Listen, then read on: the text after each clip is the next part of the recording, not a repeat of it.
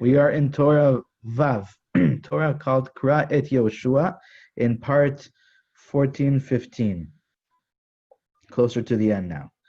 And we already explained how the kavana of the Arizal for the month of Elul. We explained what the kavana is, and then we explained how this Torah is all represented in that kavana. Because what he says is, Rabbi Bitton says, that the way that we live our lives, the way the avodah that we have, and the way we serve the Ribono Shel Olam, is based on that we connect to the names of Hashem, to the holy worlds that are, and the names of Hashem that are corresponding to that avodah, and we bring upon ourselves from that light, from that shefa. Okay, and so that's why this whole avodah that's spoken about in this Torah, this whole thing about the tshuva and the tshuva on the tshuva, the two levels of tshuva, the bottom of the yud, the bottom of the aleph, the yud on the bottom of the aleph, and the top of the aleph. When a person serves Hashem with these two expertise, as we saw, the two levels of expertise, then a person brings upon himself from the pathway that Hashem shines upon us within the chaos in order to return the Malchut to its source. That pathway is made up of two names of Hashem. We spoke about the name of Hashem of Kasa is the top of the aleph, and the Sag is the bottom of the aleph, representing the two levels of expertise. And when we embody that, when we practically apply what is taught in this Torah, these two levels of expertise, how a person is constantly connecting to Hashem, whether he's in a dark spot or in a place of concealment or in a place of revelation, then a person brings upon himself from this path, this light of this path, these two names of Hashem. Okay, so now let's just continue. V'hine mevorar le'el. So now we're starting part 15 of the story.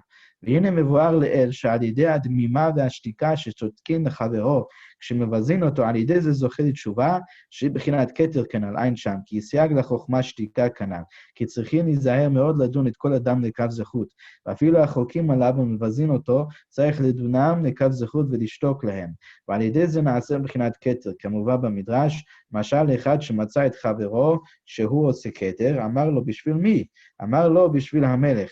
אמר לו, כיוון שהוא לצורך המלך, כל אבן טוב שתמצא תקבענו בו. כך כל אחד מישראל הוא בחינת כתר להשם יתברך, וצריך להכניס בו כל מיני אבנים טובות שאפשר למצוא, דהיינו שצריכים להשתדל לחפש ולבקש אחר כל צד זכות, ודבר טוב שאפשר למצוא בישראל ולדון את הכל לקו זכות, כי הם בחינת כתר להשם יתברך כנזכר לאל, כמו שאמרו רבותינו זיכרונם לברכה, הוי דן את כל אדם לקו זכות.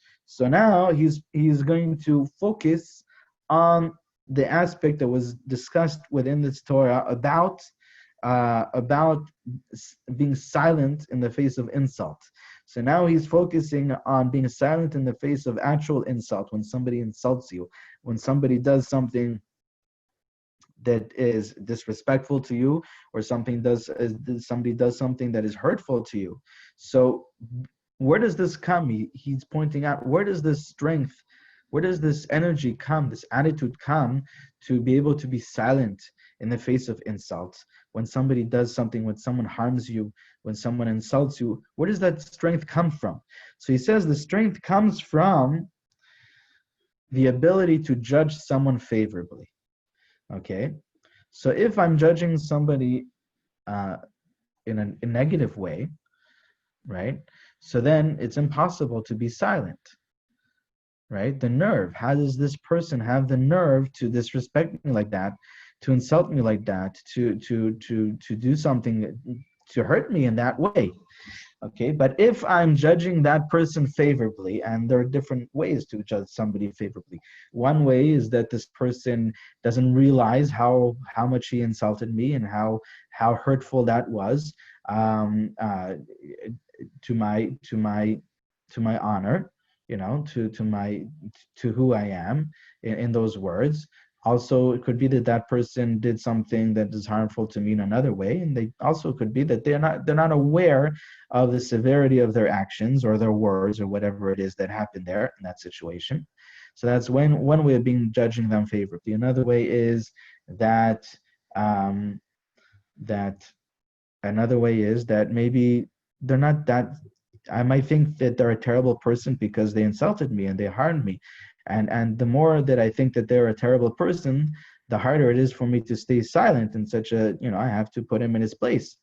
How can it be so terrible to me? But imagine somebody that was really, really a wonderful person, very, very kind person, not just in general, but also to you in the past. And they happened on one situation to say something insulting. So in one situation, they did something that was hurtful or harmful to you. So then you're going to react in a completely different way than if you see this person as a completely terrible person that always does things like this and always speaks this way.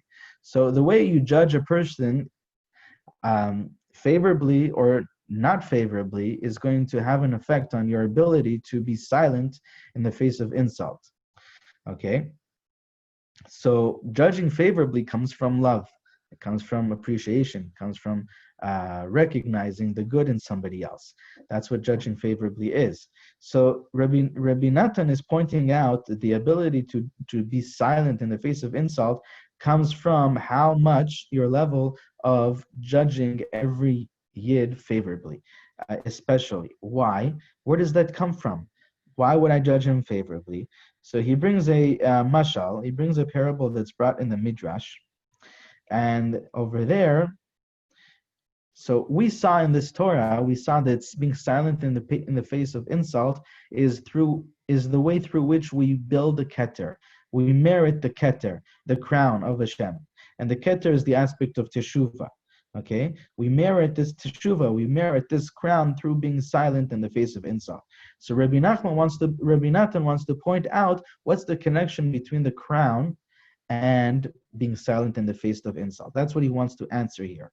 So he says that this crown is the aspect of judging favorably. And in order to be silent in the face of insult, you have to judge favorably. What's the connection between the crown and judging favorably? So he says that in order to judge someone favorably, you have to see every yid as the crown of Hashem.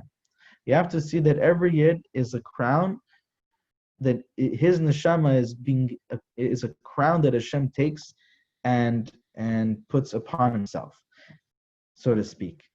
And if every yid is a crown of Hashem, then he brings a mashal. The parable that he brings says that there was a man that found his friend that was making a crown. He was building a crown and crafting a crown. And so he told him, when he saw his friend crafting the crown, he asked him, "Who are you making this crown for?" And he said he's making it for the king. So when he heard that his friend is making a crown for the king, he said, "Oh, if you're making the crown for the king, then any jewel and any precious stone that you find, we must gather all the precious stones and put them in this crown." So when it's a crown that you're making for the king, it has to be a special crown. And if it's a special crown, a crown that's going to be worn by the king, you have to seek out where you can find the most precious stones, and then you put those stones, you set them in the crown.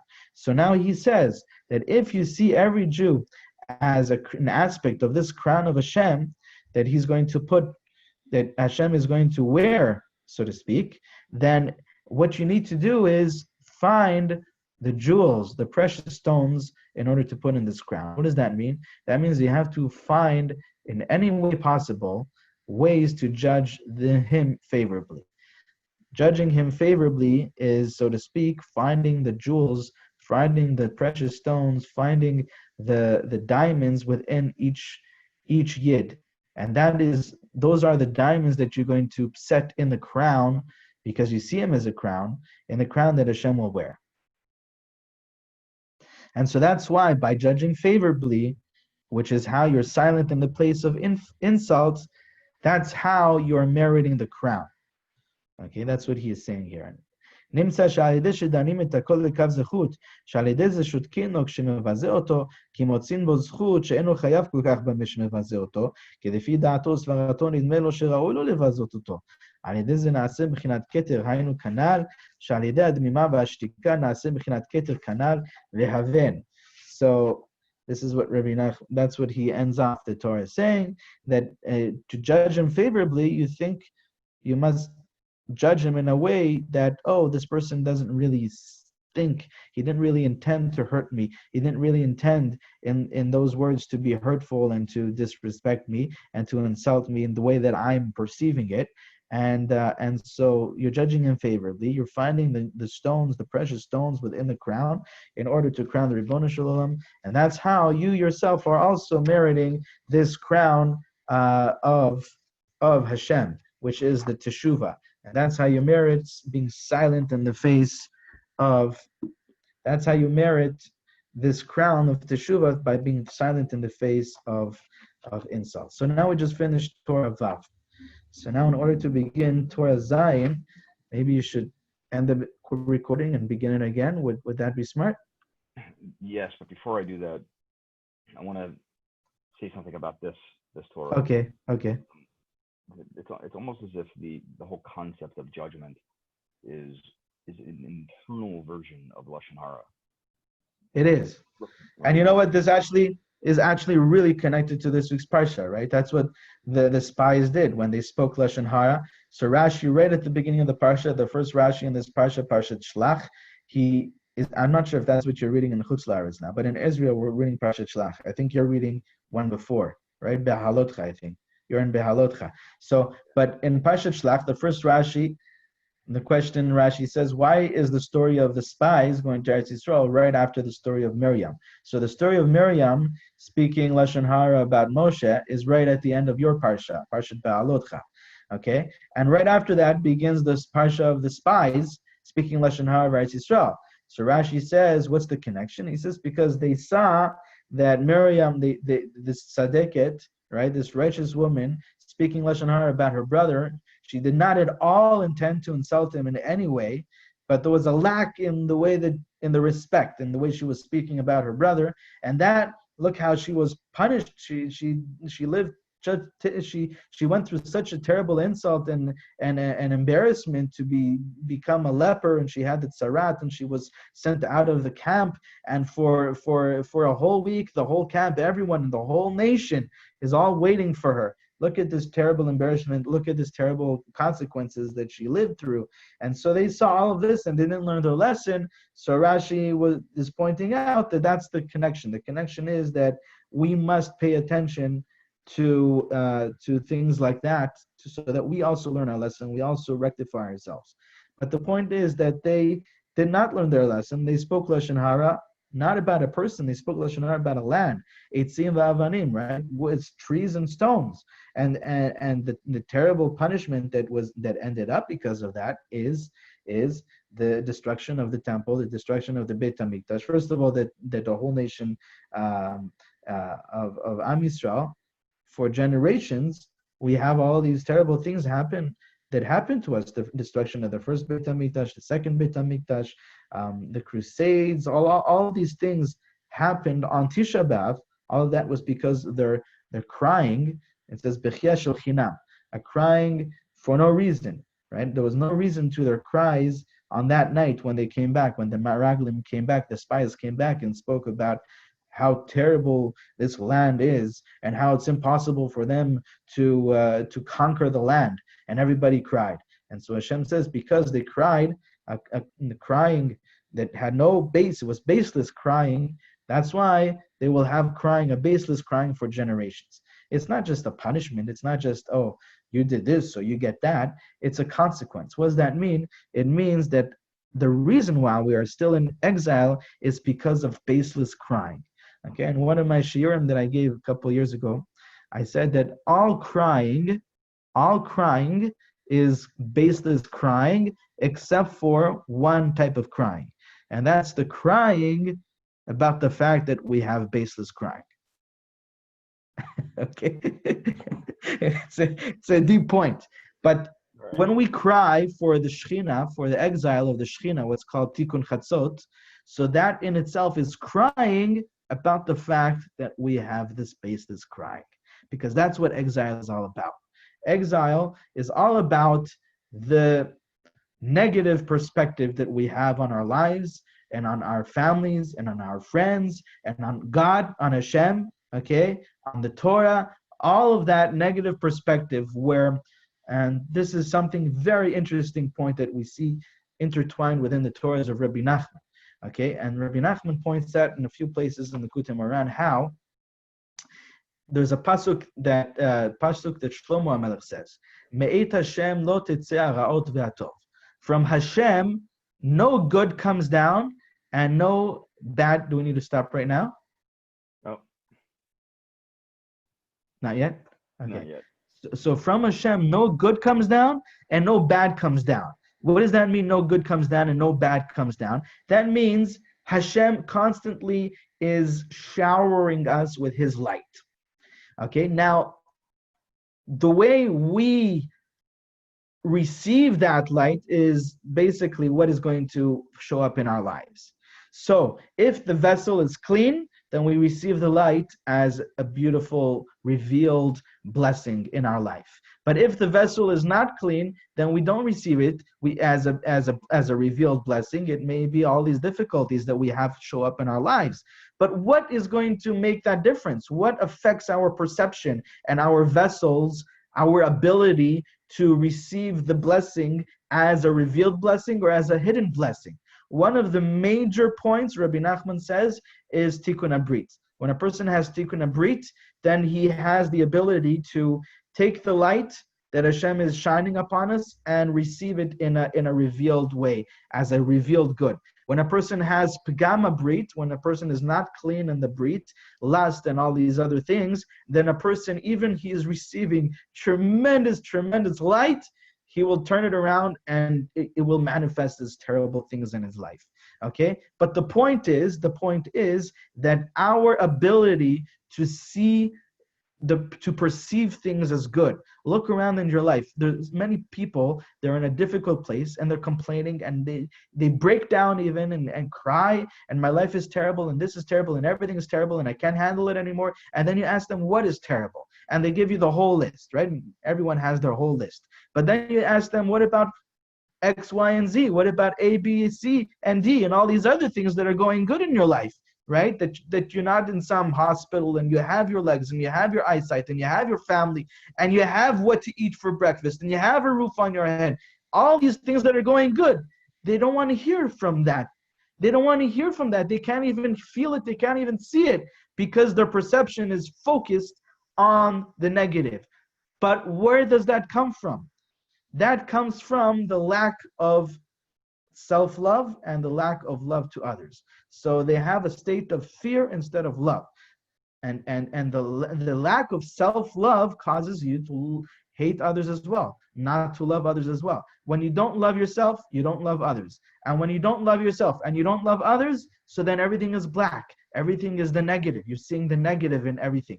And then when you see the negative in everything, then obviously you're going to have Lashon Hara. Obviously you're going to speak Lashon Hara about even close people, about even the land. And then those words and that way of thinking and that way of speaking and that way of acting, what it does is it takes the light and it turns it into darkness. Even the greatest light that Hashem is giving you, it turns it into darkness. And that's why the most important thing here at the most core level, right? The point at the source is to fix this thing that we should be increasing our self-love.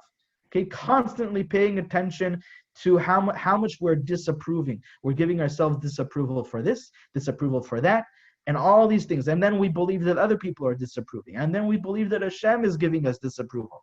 All of this disapproval is the beginning of all pain and all suffering and all this negative judgment.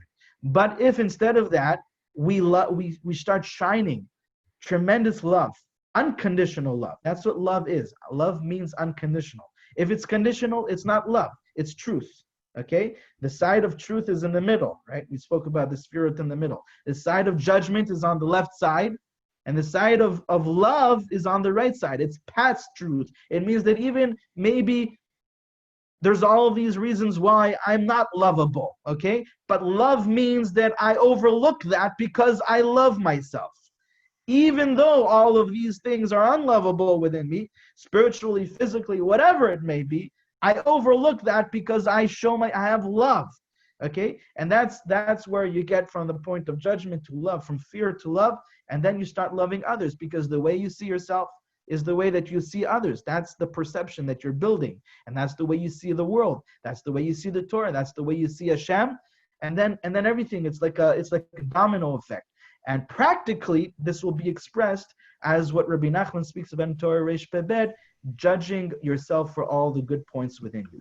There may be negative points, but the ability to look at the good within ourselves and see ourselves for the good within ourselves comes from this self-love. That I'm always seeing the good. I'm always looking for the good. Where does that come from? It comes from the energy of self-love. May Hashem help us to practically apply that in every aspect of our lives. Amen. Beautiful. Thank you, man. All right. All right. I think that young lady will be back any second.